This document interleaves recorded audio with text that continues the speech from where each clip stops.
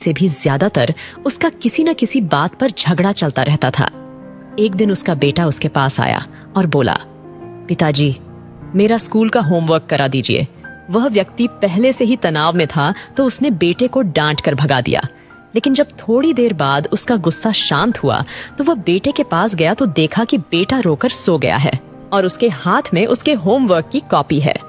उसने कॉपी लेकर देखी और जैसे ही उसने कॉपी नीचे रखनी चाहिए, उसकी नजर होमवर्क के टाइटल पर पड़ी।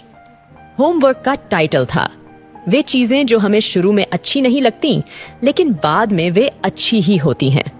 इस टाइटल पर बच्चे को एक पैराग्राफ लिखना था जो उसने लिख लिया था। उत्सुकतावश उसने बच्चे का लिखा पढ़ना शुरू किया। बच्चे ने लिखा था, मैं अपने फाइनल एग्जाम को बहुत धन्यवाद देता हूँ क्योंकि शुरू में तो ये बिल्कुल अच्छे नहीं लगते, लेकिन इनके बाद स्कूल की छुट्टियां पड़ जाती हैं। मैं खराब स्वाद वाली कड़वी दवाइयों को बहुत धन्यवाद देता हूँ क्योंकि शुरू में तो ये कड़वी लगती है लेकिन ये मुझे बीमारी से ठीक करती है। मैं सुबह सुबह जगाने वाली उस अलार्म घड़ी को बहुत धन्यवाद देता हूँ जो मुझे हर सुबह बताती है कि मैं जीवित हूँ। मैं ईश्वर को भी बहुत धन्यवाद देता हूँ जिसने मुझे इतने अच्छे पिता दिए क्योंकि उनकी डांट मुझे शुरू में तो बहुत बुरी लगती है, लेकिन वो मेरे लिए खिलौने लाते हैं, मुझे घुमाने ले जाते हैं और मुझे अच्छी अच्छी चीजें खिलाते हैं।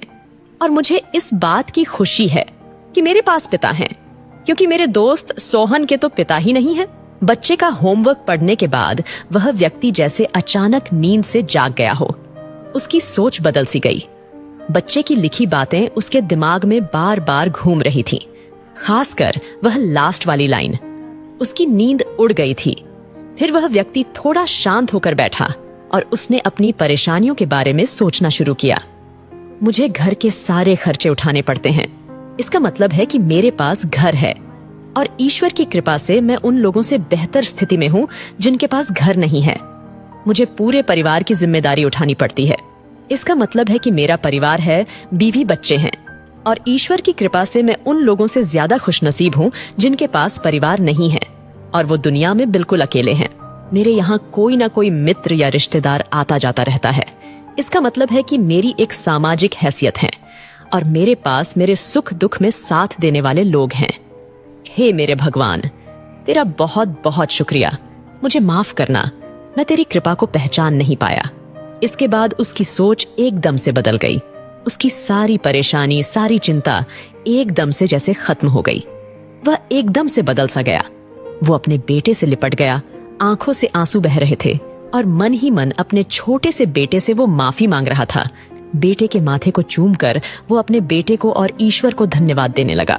हमारे सामने जो भी परेशानियां हैं, हम जब तक उनको नकारात्मक नजरिए से देखते रहेंगे तब तक हम परेशानियों से घिरे रहेंगे, लेकिन जैसे ही हम उन्हीं चीजों को, उन्हीं परिस्थितियों को सकारात्मक नजरिए से देखेंगे, हमारी सोच एकदम से बदल जाएगी। हमारी सारी चिंताएं, सारी परेशानियां, सारे तनाव एकदम से खत्म हो जाएंगे और हमें मुश्किलों से निकलने के नए नए रास्ते दिखाई देने लगेंगे।